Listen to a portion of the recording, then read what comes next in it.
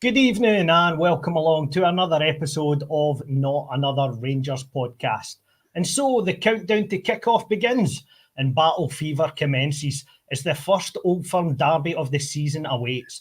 Of course, we have been hindered by our boardroom dealings all summer long, as their idea of taking you for a pint has consisted of pouring empty dregs into a pint glass and passing it on. However, a trip to the Lions' Den awaits. No Blue Noses there to cheer us on, allows us the chance for men to become men and heroes to become legends.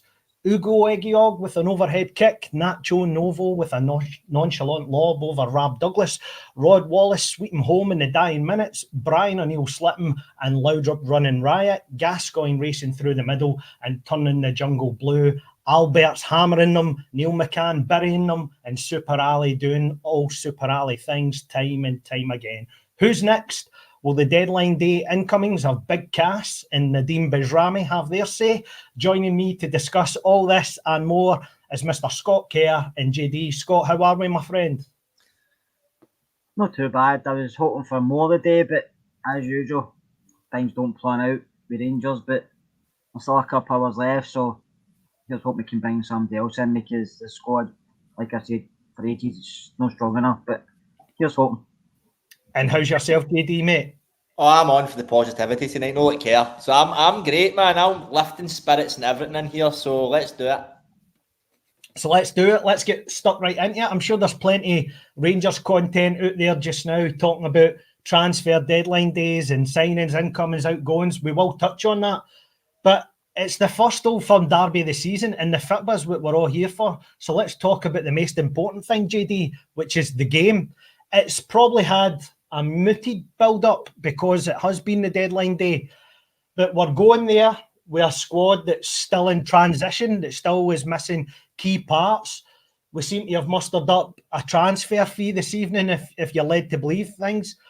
But the bodies that we might still bring in and have brought in today are really needed to go into the team right away. But Clement won't do that sort of thing, will he?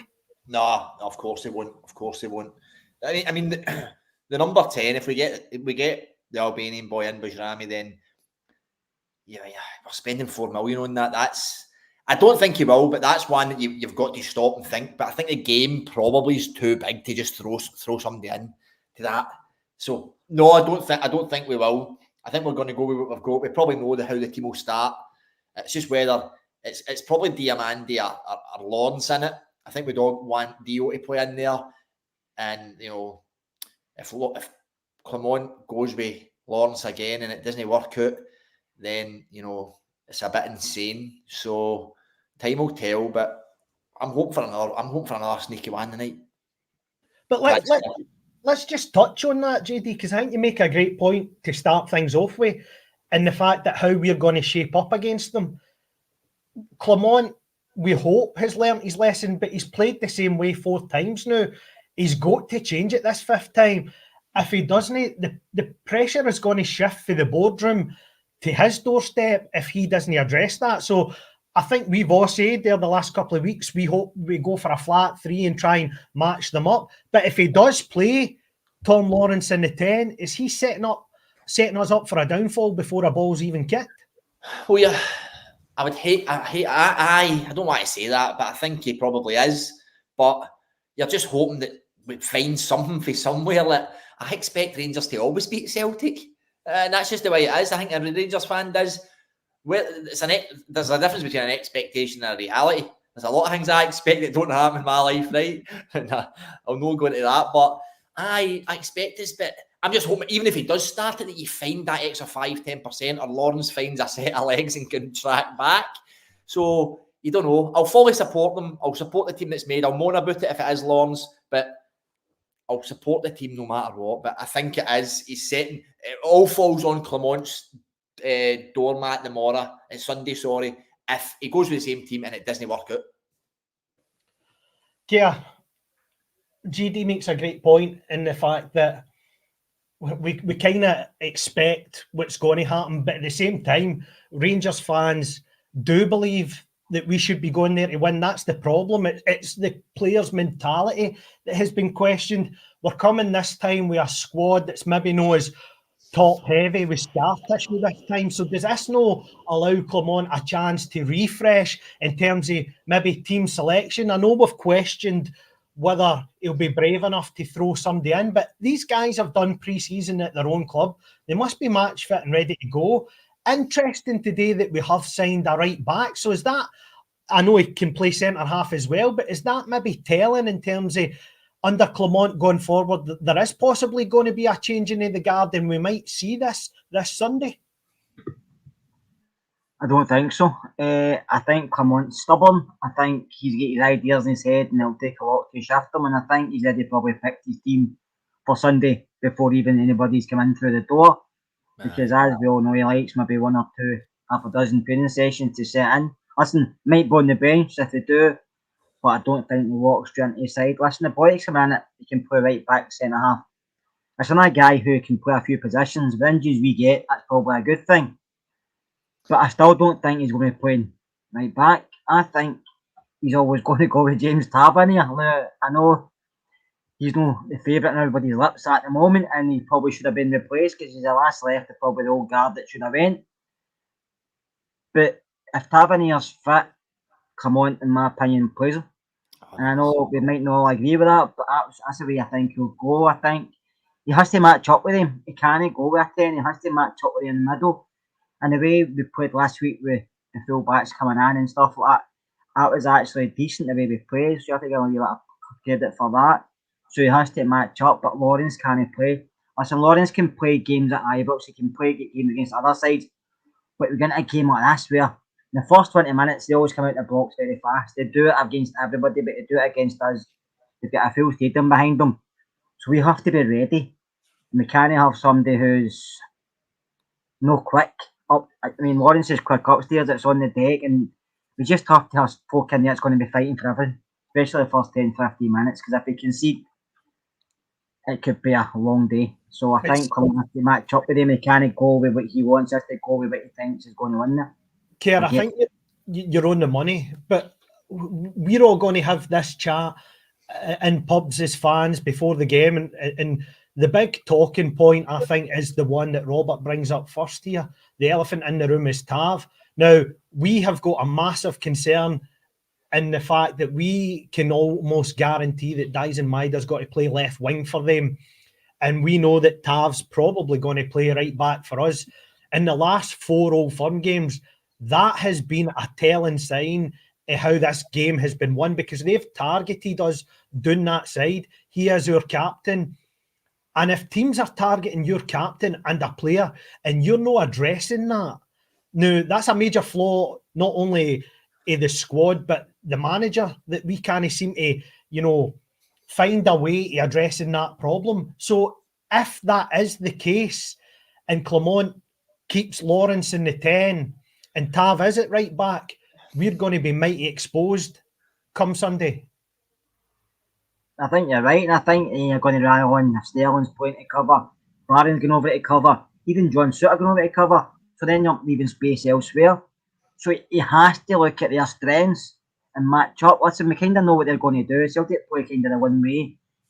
And listen, they've been good at it for the last few seasons. They've won quite a lot of trophies, so we don't really expect any different from them. But we have to be different. We just can't go in with the players he trusts, the players he likes. We have to go in with the players who he thinks can win their battles against the guys they've got. And Tav will play, and I agree with when you say, I agree with the guys in the comments. Tav has got a fear against folk quickly, like Stu said, but especially Maheda. I don't know what it is, he's just got a fear, you can see it, he's like a rabbit caught headlights. But he won't change it, doesn't matter what happens. I mean, he's cost us a few goals in the past and he's still there. So unless he's injured, he's not going to change Tav starting. That's even worrying. Again, I'm forgetting about Tav because he's going to play.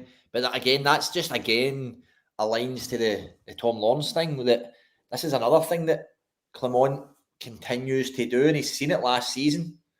And you'd have thought he was stronger than that. Now, we all thought Tav was away. We were told Butland was going to be the new captain and everything pre-season, and here we are. We've still got Tav. He's not playing well at all, whether he's injured or not. It's irrelevant because he's still not playing well and he hasn't played well. But we're going to continue with him, continue with Lawrence, and expect us to then go and get a result at their park. Well, you're not going to, because history tells you that's not going to happen, because these boys aren't getting better. They're actually getting older. They're the wrong side of the age they're at. They're no young boys that can shrug off and come back. They're at the wrong side of age. So I just don't. It's this. I mean, the annoying thing is this boy, the Dutch boy that I'll let Davey pronounce his name, because it's a good laugh. He's been brought in to replace Davies. So, but have we brought him in as a right back / centre half because we can't bring in more than one? When we were told we were going to be getting in 4 or 3 or whatever, more than we were going out. So 3's went out, we need 4 in, but we'll just say no, because the big boy's name's that long, he counts as 2. So that's the problem. Like we need another right back we do, because Sterling is going to be maybe to bolster the midfield. But he's a centre half, this boy. No, a right back. I know he's played the right back, but I think he's going to play. He's also played defensive mid and all, by all accounts. I'm honest, I love Sterling, right, but I can't be bothered with utility players, man.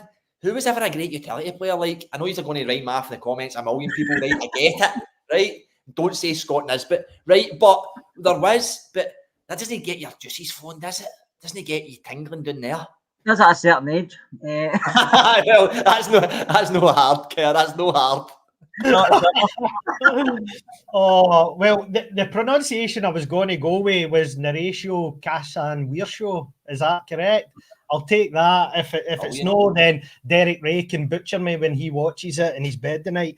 But if we take the point about sort of hybrid players and Sterling and Big Cass, as we'll call him for the rest of the pod, that to me, I think, points to possibly budget issues and Clement maybe doing patchwork jobs until he can get a proper paint and decorating team to do the full house sort of thing. You know, that's kind of the analogy that I would put across. And the boy was speaking to Rangers TV all but very briefly, saying that he brings pace, power, he's direct, he likes to play. So that is the type of thing. He's certainly an age profile we need, and we need somebody that does bring physicality, because we've been speaking all summer about the lack of physicality. So that does seem to be, but I'm going to play devil's advocate a wee bit. See if he is fit and he is ready to play and right back is his natural position.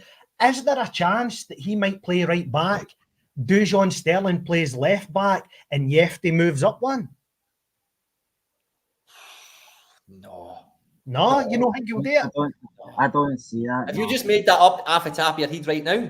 No, I was thinking about what you said last week when you said Kuhn plays on the wing for them and comes inside. So Dujon Sterling might match up that way, because that negates his... Great.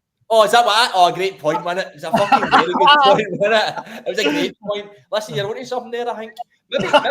Maybe he might play Tav at left back. He's fucking shite everywhere else, so who knows? Nah, I can't see it. I just can't see Tav getting dropped, unless, for what we've been hearing, he is injured and he's been taking painkillers and that. Then this is the opportunity for Clement to say, you know what? You can't play. You're just no fit, and it's Celtic, and you're shiting yourself. So I think you're saying something, but when Alan Hutton's come out and saying roughly similar, and then you're saying Tavernier done all this for the club. Listen, I know he scored goals against them, but he's caused goals as well. But I do feel his contributions forward-wise isn't going to be as good as it has been the last few seasons. One, he couldn't keep that up because it was exceptional. But two, like GD said, he is getting on. So I feel his goals and his assists aren't going to be as strong as they used to be. But Hutton said he should be rested, right? And he should maybe be dropped for that game and move back because he maybe needs a rest. So does he bring the new boy in? I still don't think he does. Does he move Sterling there? I think he could. I think Sterling would do a job there, no problem. But then if you move Sterling there and he plays Lawrence, we're all going to complain about that. The squad isn't strong enough at this moment in time. I don't think it's as strong as it's been for a while. I think that squad's probably one of the weakest we've had for a while, I should say. But the Clement signings, and we know what he's trying to do. And listen, he's not exempt for guilt. Come on with some of his tactical decisions, some of his structures, the way we play and stuff like that. But we can see what the kind of players he's trying to bring in. But this all goes back to the board. The board haven't backed him. They gave him a new contract and no backed him. So the contract was hush money, was it? No, I don't know, but it's like they gave him another year, and then he's probably said, "I want A, B, and C," and he's only got A or B, and fucking XYZ. I don't know. Listen, we know we've not got a lot of money, but when you're selling players for a couple of ginger bottles and stuff like that, you're not going to bring much money back in. Listen, Campbell should be more, we know that, but he's threw a dummy at the pram and we just wanted him off the book. Scott Wright was a decent fee for Scott Wright. Listen, we all knew Scott Wright wasn't what we needed, but he never let us down at times. I don't mean game-wise, I just mean he was never injured. He never had, he tried his best, but we needed better. And he's got a lot of the wages off the books, which is what he was meant to do. But he needs back. And I know they might come in and say, well, we don't want to spend too much money now, but I don't want to go through this season no challenging for this league. See, if the league's done at Christmas or after that, we're not going to be sitting here gutted. And the only person who's going to get the blame is Clement. But a lot of this should be on the board because they've sat in their hands again and done nothing. I don't care what they've done. They can say they've built Edison House. They've done the stadium up. That was a bit of shambles, but they fixed that, which was needed, by the way. And I will say that's good for them. But they've sat in their hands again, and other clubs are getting closer, and one club's getting further away. And it's not good enough. I think me and Kerr spoke about this a minute ago, and I know that we kind of said that players will lie, managers will lie, but I really think Clement's put himself out there when he said last week there'll be more incomings than outgoings. And I would rather tomorrow he gets interviewed and we've only brought in 2 and he says, we tried, we never got in what we wanted, right? And that's a lesson for him to say something like that, because we're the worst fans, we're the best fans in the world, but these moments we're the worst. Like he said, more incomings than outgoings. Right, if we let 3 go, we want 4 at least, and that's it. I want 4. I'll not be happy unless we get 4. But I just don't want him to turn around and say, I didn't say that, and I got confused that I meant it more outgoings and incomings, because that's embarrassing. Well, see, the thing is as well, the fact that it looks like Bajrami's on his way, and I think he's a 10, an attacking midfielder. That to me suggests right away that Clement's never got to change his formation, because he's looking to get the players in now that fits the way he wants to play going forward. So nothing's going to change, I don't think.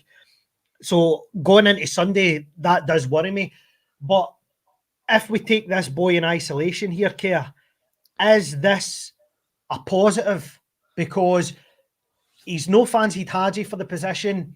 He's no fancied Cantwell. We don't think Lawrence has got the legs.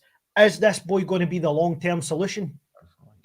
I hope he is for what we're bringing him in for, and if he does sign. And listen, I've only seen him in the Euros. I didn't see him. I've only really seen much of him in Italy. I do watch Italian football, but I'm not seeing much of him over there. So, but by all accounts, he's a decent player. To go to Italy and play, he must be decent anyway. But we just hope he comes here and he shows us what we've been missing and what we've been needing. And that's all we can really hope for. We need bodies in, but I don't just want anybody in. Do you know what I mean? I would prefer, I'm probably backing up myself here, but I prefer signing 2 players we actually want and signing 4 players who are just filling squad numbers, because I don't think that's great either. We need better than what we've got, and if we can't get that, then these 2 guys will do, but that just means he has to give some of the youth guys a chance. Do you know what I mean? He can't just sit there and say, no, he has to give them a chance as well. And last week was a perfect example. He never, when we were 4-0 up, and he brings on Kieran Dowell.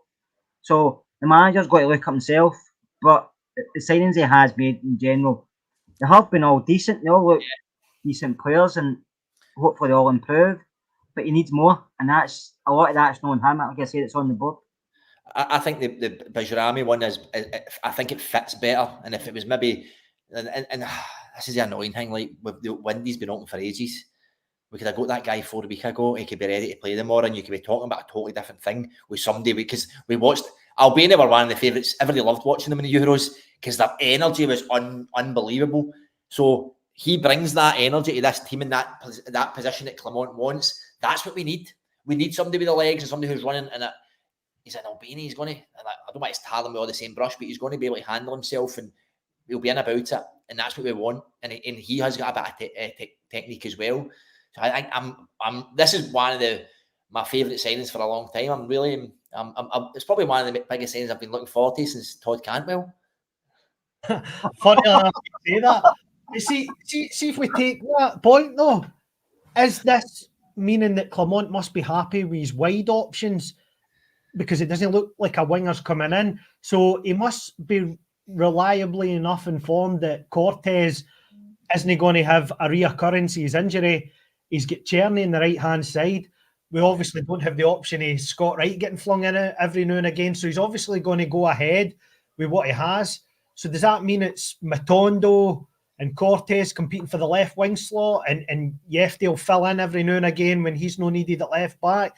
And then the right hand side, we just need to hope that nothing happens to Czerny, and we've got McCausland there to back him up. Is that enough to carry you forward to a title challenge, JD? No, I think numbers wise, it's probably there, but I think that the boy for Albania can probably play out either side and all with the technique he's got to be on eye there. But quality wise, no, because I'll go back on it. People can shoot me down. Matondo's never good enough. I don't care about Ross County. That's one game. Matondo's never good enough. I will come on here and eat my words in 5 or 6 weeks when he's put together a string of performances that matter.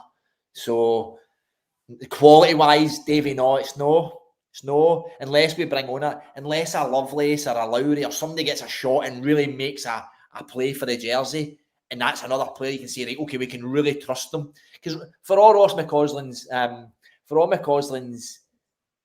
like, he's not that good, he still can make an impact in a game. And like, I know, like, come on, McCausland, but he's still probably a first team player now. I would prefer him as maybe a third choice. So I don't know. It's more he's making me laugh in the comments. It's more today with the quality. We need some more quality, I think. I think that's a fair comment. Kia, if we look at the problem in these games, is that our record since Steven Gerrard left is horrendous. 2 wins in 15, I believe, in this fixture since Steven Gerrard left to go to Aston Villa. That has to be addressed. If you're going to make a title challenge, you must win at least 50% of these fixtures over the course of the season.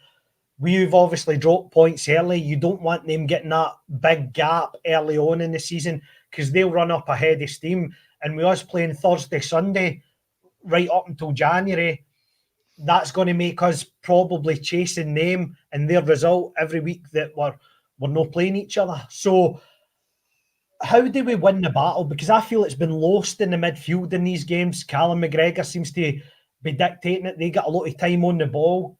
Last year, I think they had a goalkeeper who we could press them high up the pitch because he wasn't comfortable with the ball at his feet. But I don't think we can do it this season, because now their goalkeeper is comfortable with the ball at the feet. So we have to be calculated, take risks at certain times. We know Dessers isn't going to hold the ball up. So what is the key to winning on Sunday?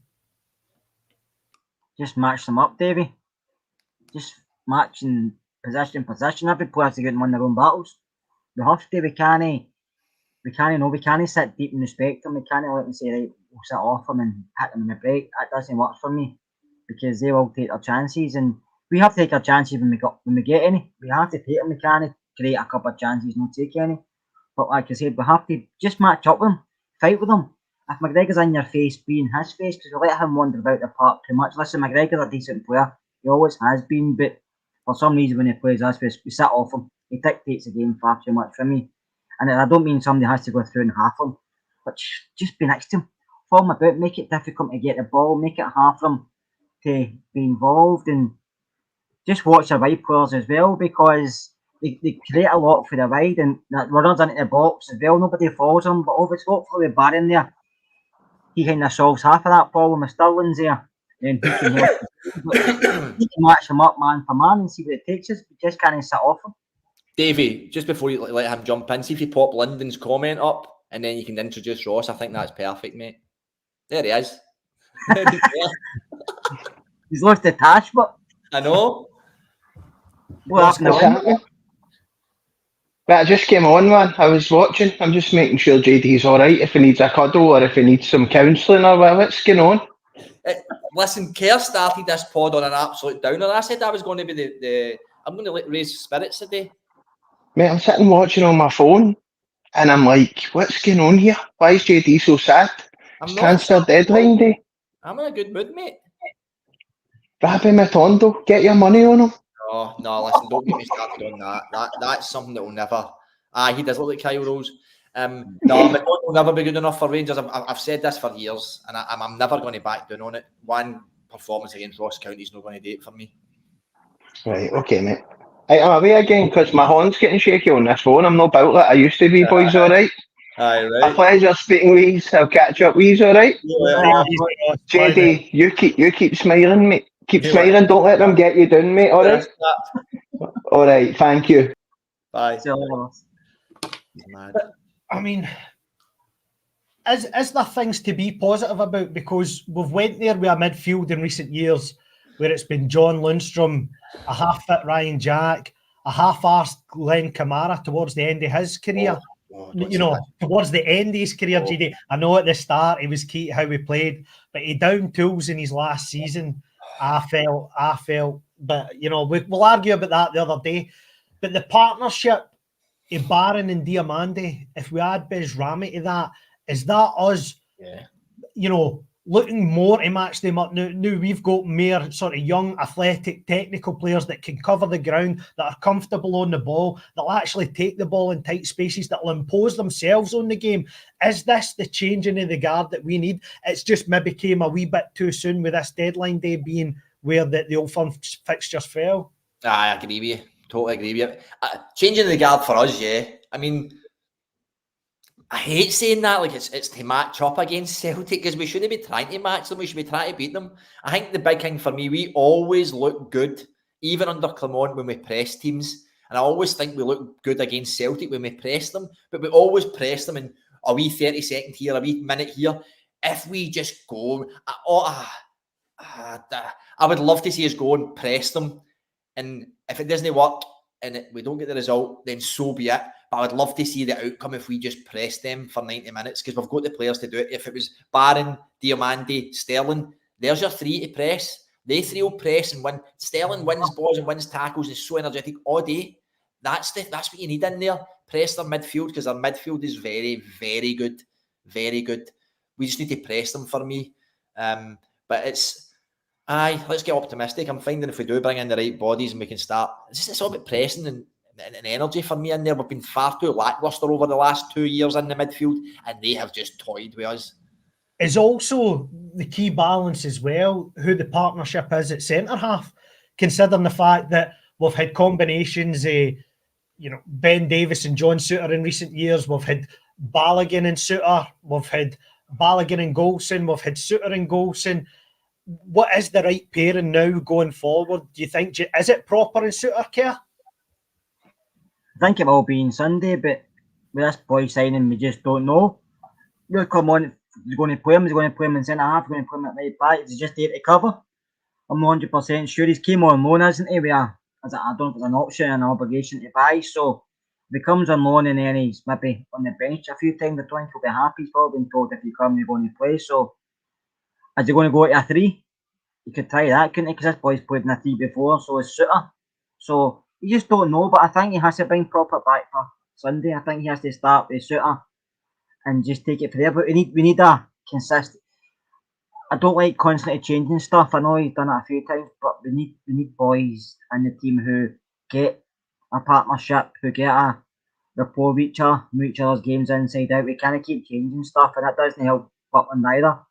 And we have to keep it consistent at the back, because then it helps the rest of the side. But like I said, I know JD said that he doesn't like matching up, but I think we have to match up, because we've been to Celtic Parkhead, whatever you want to call it, too many times, and the game's finished at half time a few times. So we can't go there and let that happen. We have to match them up, because, like I said, they're going to come out flying. But if we match them up, they'll start to think, oh, we're in a game here, because they've not really felt that the last few times. So we'll have to go there and do that. Do you know what I mean? So, but he has to make that. He must make sure we try that. Listen, the boys all know on their day they're good enough. It's just belief in them, and the manager's got to instill that belief. I still don't think the squad's as strong as it should be, but if he stay clear injuries and he gets a settled 11 with boys coming off the bench and put in an effort and putting in contributions, and we're getting more goals, not for Dessers but for everywhere else, including Dessers, then you never know. But like I say, I still hope we're gonna maybe win before the 11 o'clock tonight. JD, would it be a concern to you that if the back four was Tav, Souttar, Proper and Yefty, that the four of them have never played together as a collective? I think it's going to... honestly, I would rather Yefty played one forward. So I would maybe play Sterling at left back, because if Kuhn he can cut inside, he'll use his right foot. Do you know what I mean? No, I think it's going to be that. Does it concern me? Aye, maybe because you've just said it, but No, I think in these games, I know you can't, but see in these games, in years gone by, you could put an 11 together and say, go and take in that atmosphere and go and play, and you'd get results out of teams, out of squads and teams. So I suppose it does. I'm still, listen, I don't want to be, I don't know why I'm sort of negative now, but I'm still not convinced by Big Bert proper. I'm not convinced yet. So somebody said on Twitter he runs like the hairs in his arse are tied together, which I thought was brilliant. I know it's no funny, but hopefully he can prove me wrong. I was away. I missed his game anyway, so I was away, so I've got a cheek to say that. But it doesn't concern me. Tav's the only one that concerns me there. I do have a concern about Yefty because I'm not sure he's ready to play left back yet, because it's a fucking vital position, and I've actually really liked him going forward on the left hand side. But we're stuck now. I think. Who else do you play at left back? He is a natural left back, although we'd rather put one forward. So I think that's your back four. No, I totally agree with you. If we're going to impose ourselves on the fixture, I know Kerr had said earlier on that he thinks we've got to keep it tight and start early, but should we maybe look to go at them early?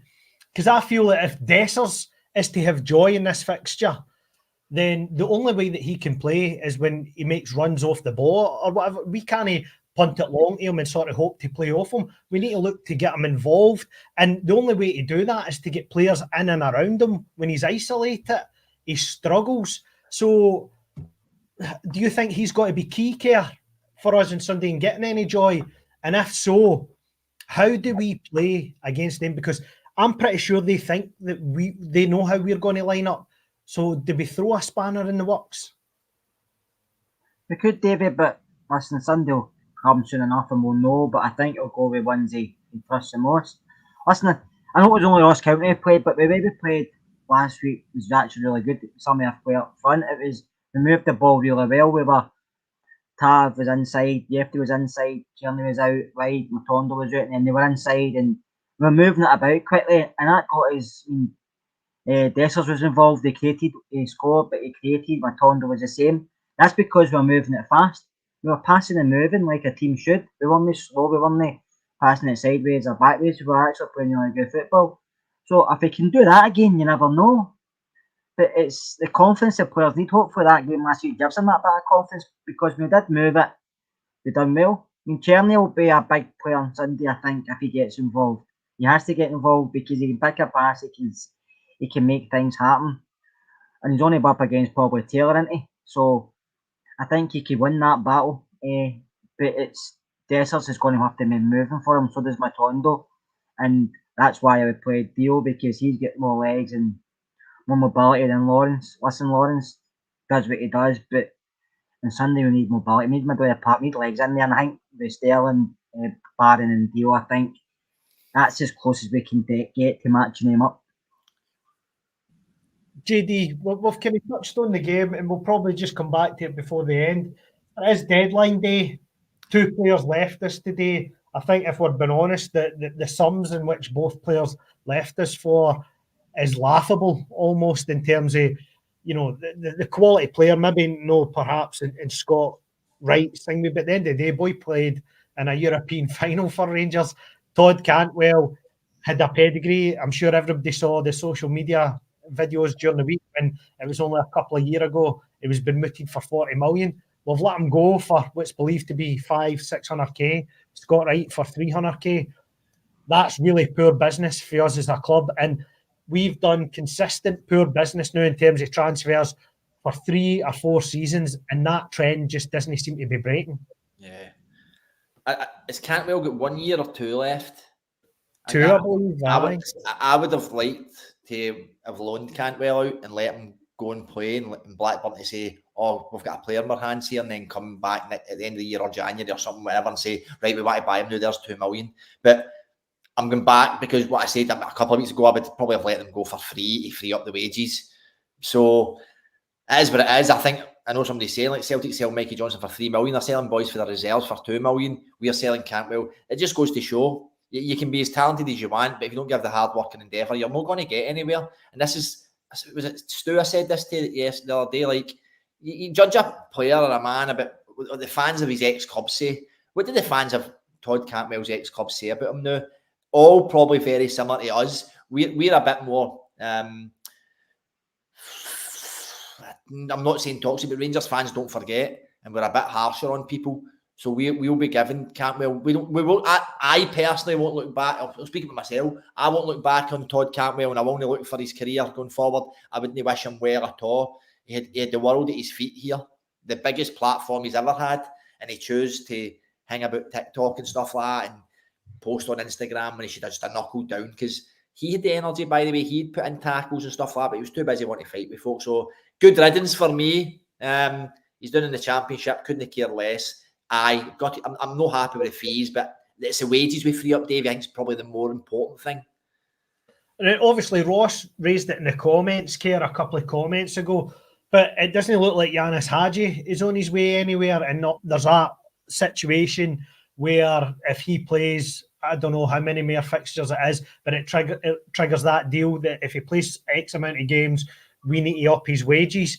But we can't have him sitting there at the same time on the wages he is, no using him. Do you know what I mean? Like, because you also depreciate his value until he leaves your club anyway. So are we in a catch-22 situation there with Hagi? We are, but so is Hagi, because he said in the summer before Euros he wanted to leave, and his agent was instructed to find another club for his new move, and wanted to go somewhere else. And then he's posting on Instagram, not TikTok, but Instagram, saying how much he wants to stay, he loves the fans, he loves the club. So there's two sides of Hagi as well. And listen, we all know what Hagi offers, but that was a year and a half ago. I know he was injured, and he was out on loan, but that clause was put in there. I don't know who it was. Was it Ross Wilson put it in? I'm not sure who it was. That was stupidity, but I'm sure if he spoke with him and said to him, listen, let's come to a deal here, because at the end of the day, the board wants the wages down. They don't want all these wages down and giving someone an extra $400,000 for just playing one more game. So if the board spoke to him, they might come to an agreement. But does Yanis Hagi improve the side? I don't know. Because last time I seen him, he was okay. I don't know if he does. As a player Clement rates, personally, I don't think Clement rates him. I don't think Clement wants him in the team. I think if he did, he'd have probably played him, didn't he? So that's just my opinion. Tough to ask Clement that, but listen, if he's sitting there and he doesn't go, then why not use him? But I still don't think Clement sees him part of the team going forward that he wants to build. I don't think Clement wants to use him. The other thing being, Clement could turn around at this press. I'm just full of jokes tonight. Clement could turn around at this press conference tomorrow and say Yanis Hagi's a new addition, because he's not a dumb. So they were bringing in. We gave Hagi a contract. He's a new signing, basically. But my problem with Hagi is he's similar to Lawrence. He's no got legs. And that we need legs in number 10. Hagi's played out the right for us before, and it didn't work. He maybe scored the odd goal, but it didn't work. He's not a right-sided midfielder either. So I don't see... There's a clamour for him getting him back in, because we're paying him a wage and he's got a bit of technical ability. But so's Tom Lawrence, and we'll get ran through with Hagi in the 10 as well as Lawrence in the 10. It's kind of both too similar for me. Injuries have ruined the Rangers' career for me. I know Hagi won the league and stuff like that. That was years ago. Braga, I heard the boy on the radio talking about Braga. Jesus Christ, mate. Braga was about 4 years ago. Your players are different. The players different now. So I think I would bring him. That being said, I would bring him in. But he's the same type of player as Lawrence. So we're moaning about Lawrence now. We'd be moaning about Hagi, because he can't run either. JD, is the problem in terms of the squad makeup and the dealings that we've done all at the board's doorstep only, or is it partly the manager as well and partly Coppin? All three responsible as a collective? And for example, obviously, we all want us to win and fully expect us to win on Sunday, but you have to play devil's advocate, look at the other side and say, we could lose on Sunday, we might get humped, hope that doesn't happen, but we might get humped. And then that escalates the fan reaction. Will it come to a point where the fans and the board tensions become, fiery to a point where something's got to give? For me, I think so. But I was not a Clement fan at the start of the season. But if you go back on his signings that have played, like Kerr was saying earlier, they've all been fairly decent. Probably couldn't say MD's been poor, so you're probably all right with that. It's probably the board's issue here, because Coppin and Clement can highlight as many players as they want to them. They can highlight Sergio Ramos if they wanted. The board don't have the cash, or can't release the funds, or can't generate the funds to get that over the line. That's the board's issue, no the management's issue. So I don't think it would really fall on them. What fault, for me, I'll go back to it, what falls on the manager is going into press conference and saying something, because it came out of his mouth. So, and he can come back and say, oh, the board never got me the signings. Well, you shouldn't have said what you said. So that's the thing that the fans might get a bit up to with Clement. If we see us going the right way in the park, that staves off any, even if the worst happens at the weekend, but in the weeks and months to come, you see it happening on the park where you can claw points back and get into a good place where the next time it comes around, we are looking to win the fixture, then that's all you can ask of the coaching staff and the manager. Kerr, has the manager been dealt, a tough deck in terms of, yes, he has brought in players, and the majority of players that he's brought in this summer especially have made, improvements on the players that they have replaced in the squad. He is a bit stubborn in terms of his style of play. However, are we on the right track? And has he got the key positions for you filled, or is still, for you, major surgery required? No, there's still a bit of work to be done, Davey, in my opinion. Listen, Clement, I'm 50-50 with Clement. I think he's working under restrictions. We all know that. But he knew that anyway. He knew that probably when he came in, but he probably realised it more halfway through last season. But he signed that new deal, so he knew he was getting involved in. But also with Clement, as I think last season, some of the games his tactical decisions were poor. Some of the games were really bad. Some of his comments in the press I don't really like, but listen, all managers lie, doesn't matter who manages, all managers tell one thing and if all make it something different, they all do it. So I still don't think he's going to see the 4 years out. I still think he'll be away before that, either to somewhere else or he might get sacked regarding what happens with the football club. But I think he needs help. I still think he needs, I'm not meaning money wise, I think he needs director of football. I think he needs a CEO as well. I know Coppin's there, but he's just a boy that's been a scout most of his life. So, and the board haven't helped with that. The board said they're going to be a CEO and that's never materialised. Some of them are linked with the boy face at Mum Gibson, but that's never really happened either. And I think we need the director of football, and we never replaced Ross Wilson, have we? I know he wasn't great, but we still need somebody in there to help the manager and get deals done and sell players, because who's selling these players? Because it's not director of football is falling out while the clubs are putting them minutes. So I think the club at the moment isn't great. I think the structure at the board level down is not great. Listen, it's just a wait and see. Listen, 1 minute they can win on Sunday and we're all sitting here next Monday night going nuts because we've won a game, or they get beaten Sunday and we're all sitting here more down than we are previously. So football fans are fickle. I'm part of that. Listen, I'll praise them one week and slag them the night because that's what we do. So it's just a wait and see. But I think he does need help, but he still also has to look at himself sometimes, because I do think some of his decisions have been poor. JD, on you go, mate. Well, I'd seen Ross commenting there about that Samuel Edozie, and I just popped into Twitter. So there looks like there's some interest in bringing that Samuel Edozie for Southampton care on loan. Ex-Man City, they've bought him for $7 million, a winger, 21-year-old. Played 36 times in the Championship last year. So who knows? Is this a position where they're linked with wingers and stuff? Are we not needing a midfielder brought in there? Are they going to play still in there? Well, I said this earlier as well. Like, if we don't bring another, if Bajrami's the last one, he's a 10. If we don't bring another midfielder, you've got the three, Dio, Sterling and Barron. You're then 100% hanging your hat on Nico Raskin getting fit and coming back and being the player we expected. We know the player we expect when we've seen him play, the player we expect when we signed the boy. Like, I was expecting a box-to-box, combative, technically gifted midfielder. That's maybe not him, but there's something in there. So we need to maybe remember we've got him to come back / fingers crossed, hope that he is back and can contribute, and Clement trusts him. Because I don't think we're going to bring another midfielder now, Kerr, but you're right, probably is.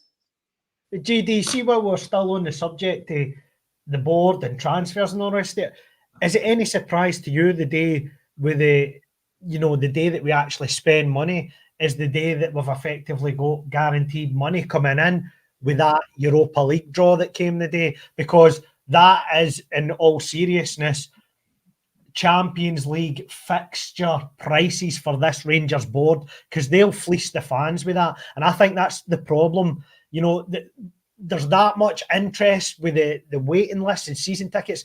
The Rangers fans are fleeced at every opportunity. So whilst we haven't made Champions League football and won't be playing Champions League football, we'll certainly be paying Champions League prices. We will. The club aren't in a good state financially, and it's about supply and demand. It's like all these concert tickets. Folk are going to have to read about them. They'll sell out.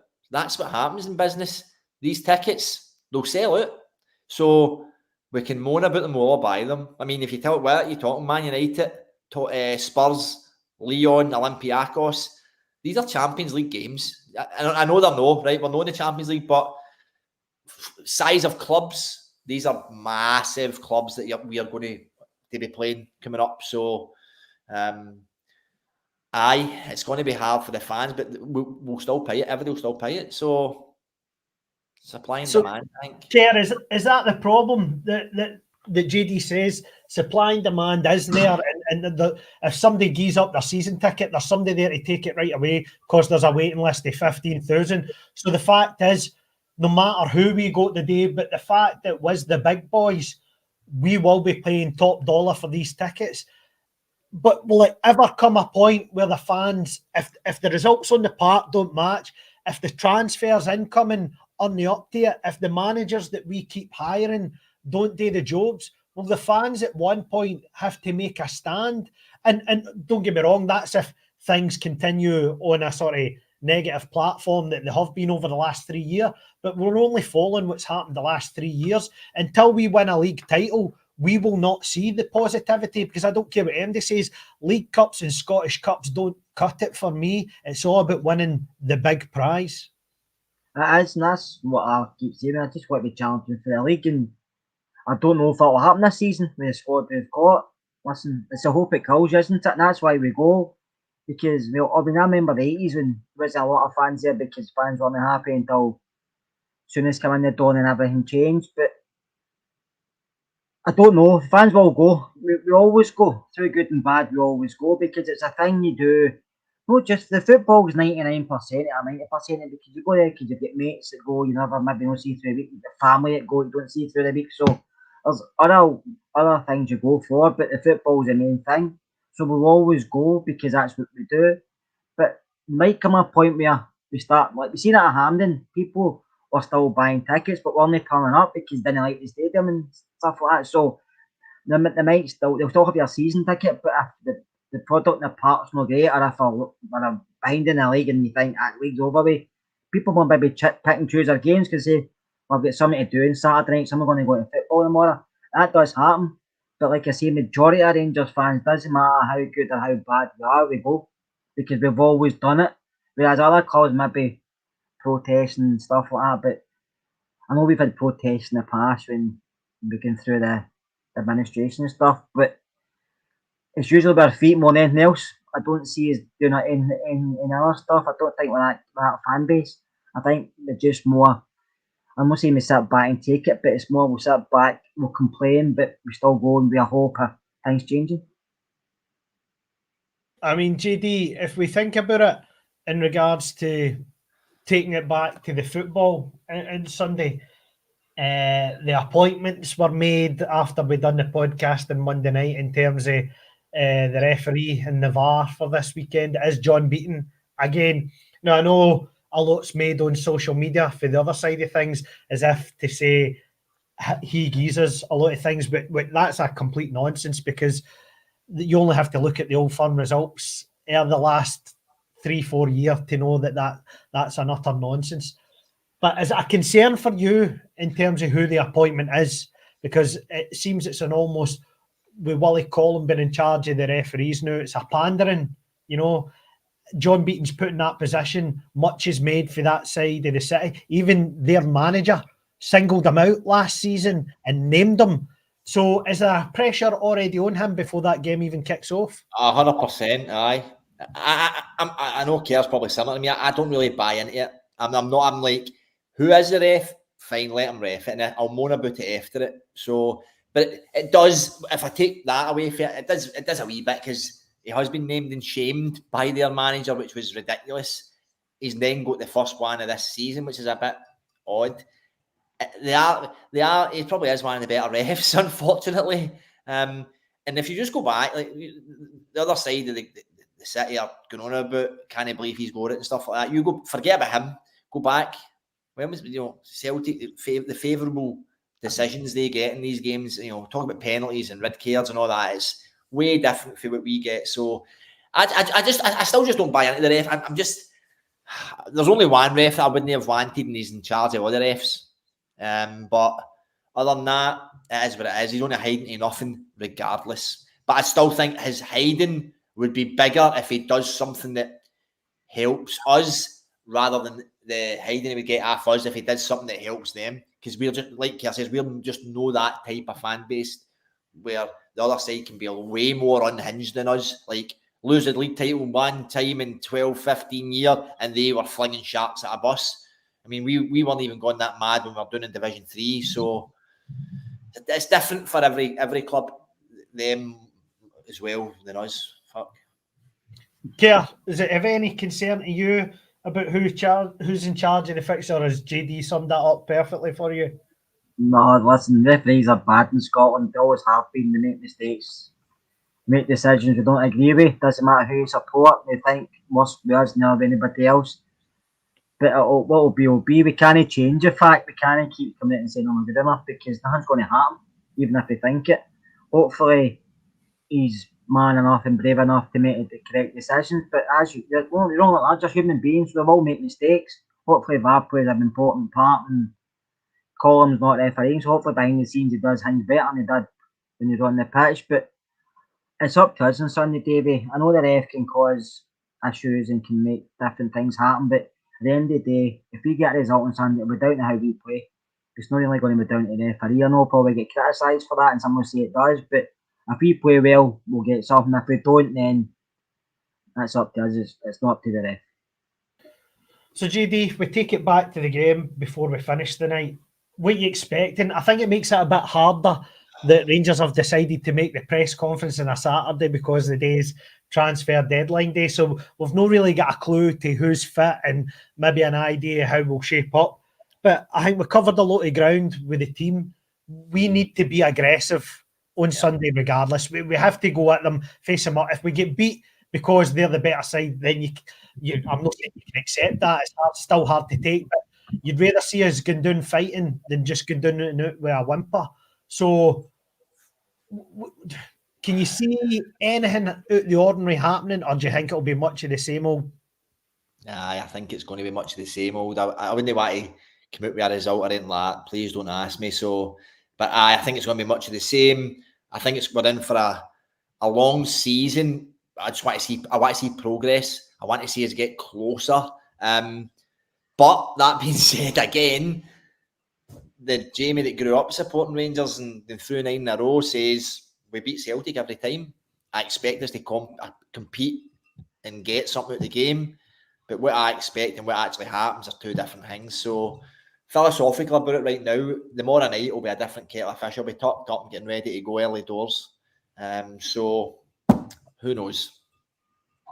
Kerr, is that the point that we need to find this aggression? And we, you've said during the pod, you've said during pre-season, matching them up. But matching them up doesn't need to be matching them up in shape. Matching up means be the player that wins the first tackle, the first dodgy one with the ref's fear to give the yellow card, the one that you might get later on in the game. But if it's the first one in this fixture, he might let it slide. We need to be right on top of them from the off, sort of channeling an inner aggression, but being clever about it, learning the dark arts in the game, like Majid Bagheera used to have in these games, being clever and getting away with it at times, at the right times. Do we need to find that within the squad? And do you think we're going to have characters that will have that, like, say, a Dujon Sterling maybe coming to the fore? You have to be clever on the part, but I think these things are a lot harder to do nowadays, and they were back when you said Bagheera done it, because you didn't have so many cameras watching you, didn't have far watching you, you know what I mean? Didn't have 3 or 4 different referees for different angles watching you. But we just have to, I know I'm repeating myself, but they have to get win their own individual battles. I said that when I used to coach, and I'm saying that now. If you do that, then it's half a battle. You have to get and win your battle first, then you contribute to the rest of your teammates. And that's what the players have to do. They have to go there, match up, win their battles, no freeze, and when we get the ball, use it well, attack them, play to your own strengths, don't play to theirs. And if we can get something, that is great. But I don't want to go there. I know I say sit back, but it doesn't mean sitting back. But sometimes you have to sit back to see how you're going to play her. No concede, and then pick your time when to go forward. Because a few times we went forward, we've been hitting the break too easily. So we have to be clever on Sunday as well. I mean, listen, a lot of these guys have been to Celtic Park. Not a lot of them now because someone's left, but some of these guys have been to Celtic Park and what they're doing. The manager's been there and no one either. So I think we have to be clever. We have to get in their faces, but not aggressively. Just to let them know I've got a tough game today, and don't let them stroll about thinking this is easy, because that happens too often for me. So I think it will. I think if we match up, we will do okay on Sunday. I think there's a chance we could get something. I'm being more hopeful here and optimistic than I should be.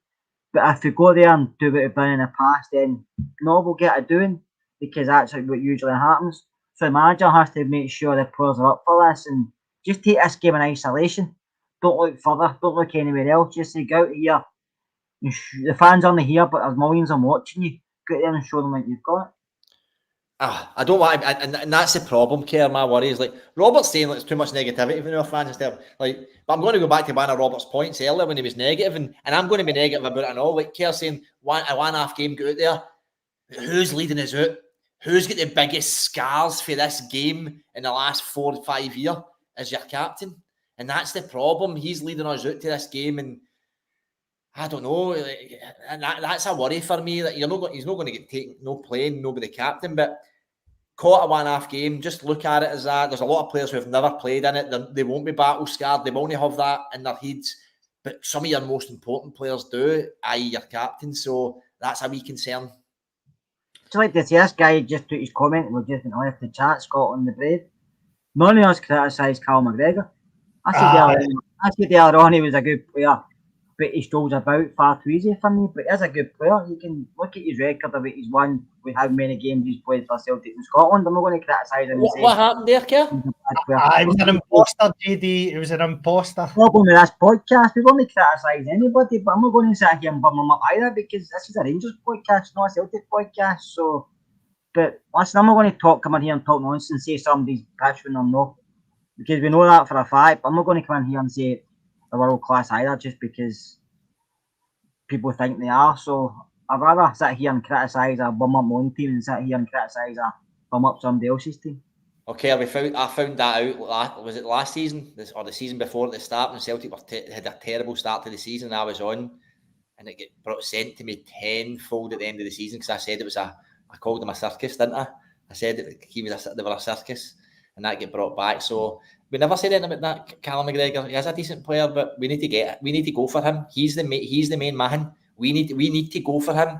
Man, mark him, do whatever we need to do. We need to get on him from the outset on Sunday, because he controls the tempo of that game. I'm not going to start him out the game fully, but if he can stop what he does at times, yes, it'll help. Press him at the right times, Kerr. Man marking's done, but press him at the right times. Whoever that is Diomande or probably Sterling or Bah, I don't actually know who it's going to be, because he plays so deep. Who is going to be further forwards? Again, go back to if it's Lawrence. And by the way, Hatate is a better player than him overall, technically. But everything Celtic do, if we stop McGregor, then it takes away from Hatate. So anyway, never mind about them.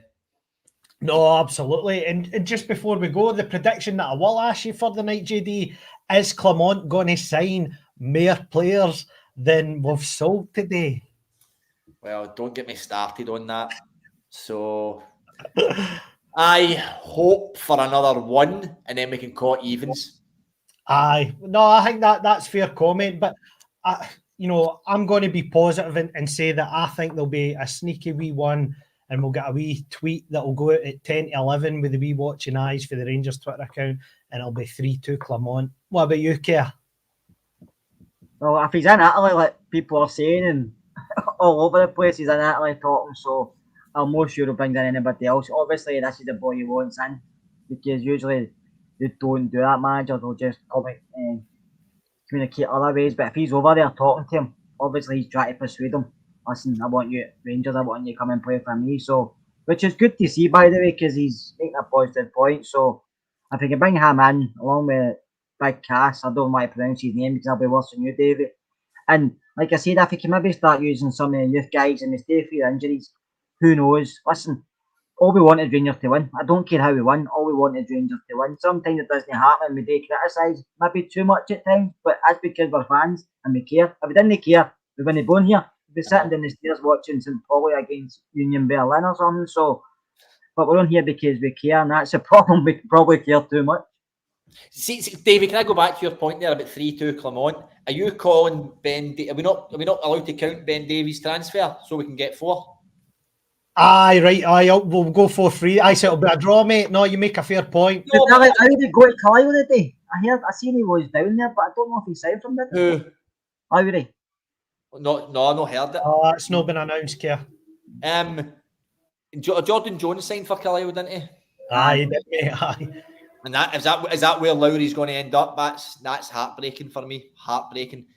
He's still young enough to make a name for himself. I've heard Clement's blocked a lot of the young boys for leaving because he knows he's not bringing enough players to get that win. Yeah, he's got his score. I can't let the boys go, man. I tell the fans more would be coming in than going out, so we're not selling them deals now. No, I mean, that is something that I think when we seen the rumours with Tiffany, no, was it Tiffany? No, Alex Scott. Who was it? Lyle Cameron. Somebody for Dundee. I got there in the end. I went over now. You're in the hussies. Dundee. On that note, I think we'll call it there. It's been a long night. It's been a long week. Thanks for everybody watching. Please like, share, subscribe, tell all your friends about us, and please enjoy your weekend, and hopefully your team wins. So it's good night from them, and it's good night from me. Good night.